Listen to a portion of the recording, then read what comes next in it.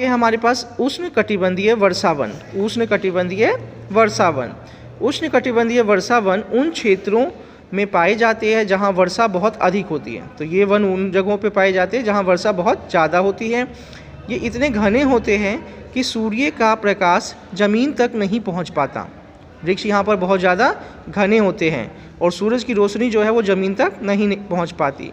वृक्षों की अनेक प्रजातियाँ इन वनों में पाई जाती है और वृक्षों की बहुत सारी अलग अलग तरह की प्रजातियाँ इन वनों के अंदर पाई जाती है।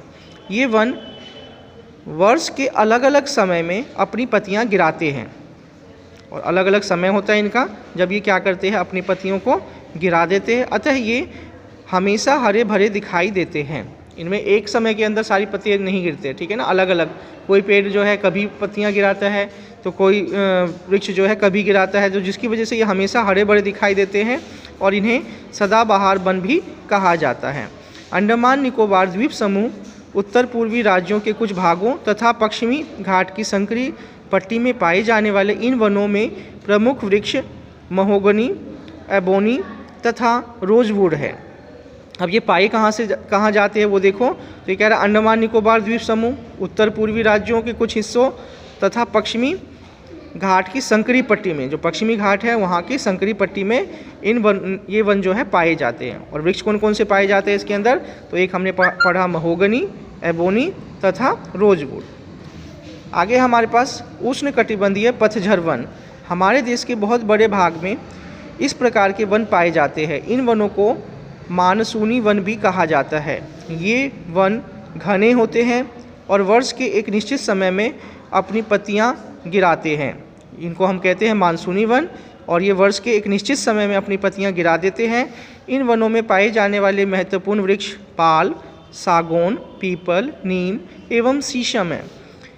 ये मध्य प्रदेश, उत्तर प्रदेश, बिहार, झारखंड, छत्तीसगढ़, उड़ीसा तथा महाराष्ट्र के कुछ भागों में पाए जाते हैं। आगे है हमारे पास ज्वारीय वन।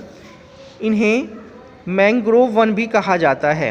इन्हें ज्वारीय वन इसलिए कहा जाता है क्योंकि समुद्र में उत्पन्न होने वाले ज्वार भाटा का पानी इनके उगने में सहायता करता है। अब देखो ध्यान से, इसको ज्वारीय वन क्यों कहते हैं, तो क्योंकि जो ज्वारीय वन इसलिए कहते हैं क्योंकि समुद्र में जो उत्पन्न ज्वार भाटा होती है उनका जो पानी होता है वो क्या करते हैं, इनको उगने में सहायता करते हैं।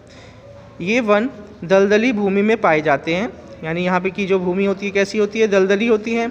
ये वन पूर्वी तट के किनारे गंगा, महानदी, गोदावरी, कृष्णा तथा कावेरी नदियों के डेल्टाओं में पाए जाते हैं। गंगा नदी, महानदी, गोदावरी, कृष्णा और कावेरी की जो डेल्टा है वहाँ पर ये पाए जाते हैं। इनका विस्तार गंगा ब्रह्मपुत्र डेल्टा में सबसे अधिक है और ये जो है गंगा ब्रह्मपुत्र डेल्टा जो है वहाँ पर सबसे ज़्यादा पाए जाते हैं।